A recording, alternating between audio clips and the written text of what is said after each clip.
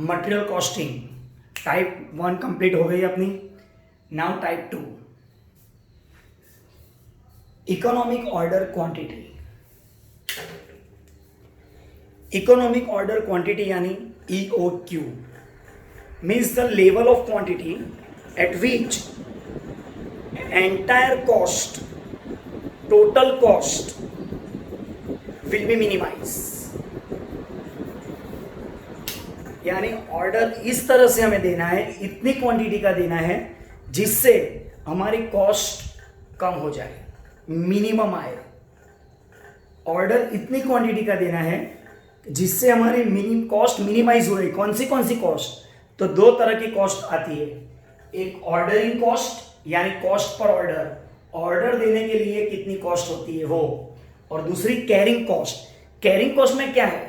Stock purchase करके हमें store करना है तो स्टोर रूम का एक्सपेंस, इंस्पेक्शन करना है उसका एक्सपेंस, उसके बाद इंश्योरेंस लेना पड़ता है स्टोर में अगर आग लग गई तो उसके प्रोटेक्शन के लिए हमें इंश्योरेंस प्रीमियम पे करना पड़ता है।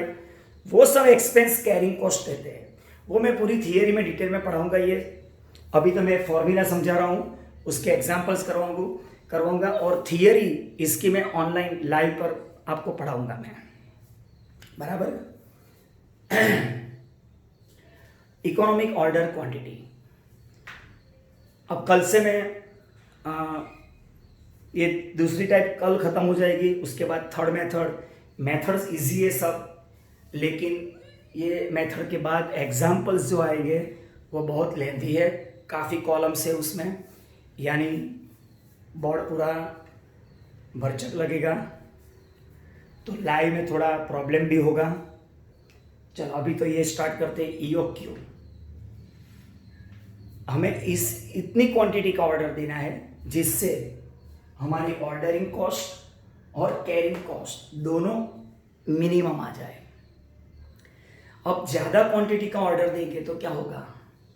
एक साथ में हम ज़्यादा क्वांटिटी परचेस करेंगे तो उससे क्या होगा? एक ही बार में ऑर्डर दे दिया सब क्वांटिटी का तो क्या होगा?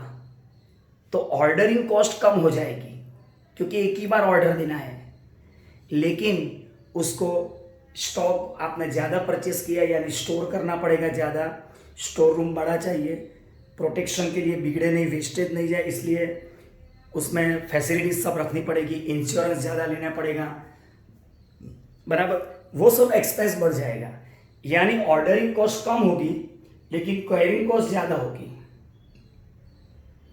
अगर ऑर्डर एकदम थोड़ा थोड़ा हम देने लगे तो क्या होगा? स्टोर करना कम हो जाएगा, स्टोर का एक्सपेंस कम हो जाएगा, लेकिन ऑर्डर हम बार बार देंगे तो ऑर्डरिंग कॉस्ट बढ़ जाएगी, यानी ऑर्डरिंग कॉस्ट बढ़ेगी, बराबर, कैरिंग कॉस्ट कम हो जाएगी। फिर भी ऑर्डरिंग कॉस्ट तो बढ़ ही रही है, बराबर। तो हमें उसी लेवल को सिलेक्ट करना है जहां पर दोनों मिनिमम हो। इसलिए इसका एक डायग्राम आता है ऐसा, यानी जहां पर ये दो लाइन इंटरसेक्ट करते हैं वो लेवल को बोलेंगे हम EOQ। EOQ is the level of quantity, बराबर, where total of carrying cost and ordering cost will be minimum। वो इस लेवल को कहते हैं EOQ जहां पर दोनों कॉस्ट का टोटल मिनिमम हो, यानी both line should intersect each other, दोनों लाइन एक दूसरे को क्रॉस कर रहे हो, तो वो जहां पर क्रॉस कर रहे हैं उसको कहते हैं हम EOQ, बराबर। वो डायग्राम भी आएगा, आपको एक्सप्लेन करूंगा थियरी में। अभी फॉर्मूला फर्स्ट, EOQ अगर यूनिट्स में फाइंड करना हो तो under square root 2AO/C। Under square root तो आपको पता है, स्क्वायर रूट, हाँ, 2AO/C, यानी A मीन्स एन्युअल कंजम्पशन, पूरे साल में आपको कितनी क्वांटिटी रिक्वायर है, पूरे साल की। एग्जाम में कई बार ऐसा होता है पर डे देते हैं क्वांटिटी, पर वीक, पर मंथ, पर 6 मंथ्स, पर क्वार्टर, तो उसको एन्युअल में कन्वर्ट करना पड़ेगा every time, annual consumption. O means ordering cost यानी cost per order, C means carrying cost.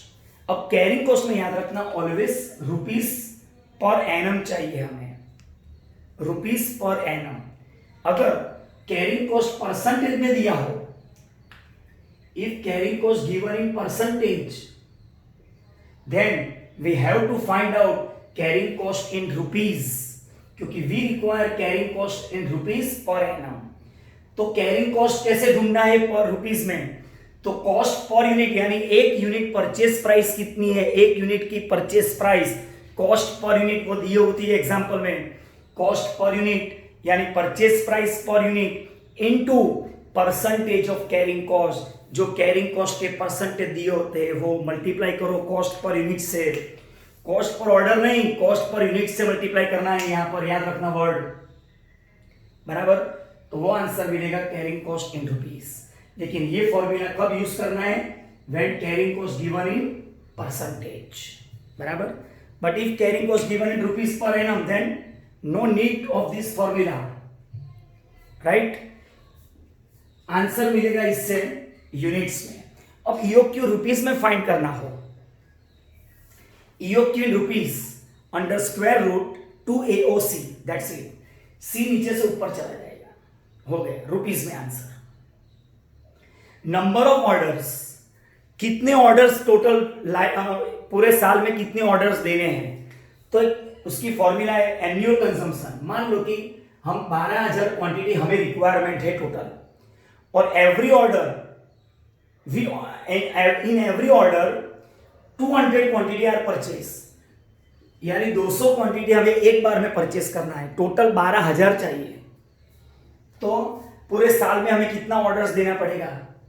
60, यानी एक ऑर्डर 200 का, दूसरा ऑर्डर 200 का, तीसरा ऑर्डर 200 का, इस तरह 60 ऑर्डर्स एक साल में देना है हमें, तो 12,000 क्वांटिटी हम परचेस कर पाएंगे। तो नंबर ऑफ ऑर्डर्स कैसे ढूंढेंगे? एनुअल कंजम्पशन अपॉन ईओक्यू इन यूनिट्स। ईओक्यू जो यूनिट्स में पहले फाइंड किया था वो, और टाइम के बिटवीन टू ऑर्डर, पहला ऑर्डर दिया, अब दूसरा ऑर्डर और पहले ऑर्डर के बीच में कितनी गैप रहेगी? 1 मंथ, 2 मंथ, 15 दिन, कितनी गैप रहेगी? 2 से 3 ऑर्डर में कितनी गैप रहेगी? Time gap between two orders 12 months divided by number of orders. ये 4 फॉर्मूला है। आज अभी इतना ही फॉर्मूला, बाद में एग्जांपल्स के वीडियो सेंड करने लगूंगा, बराबर है।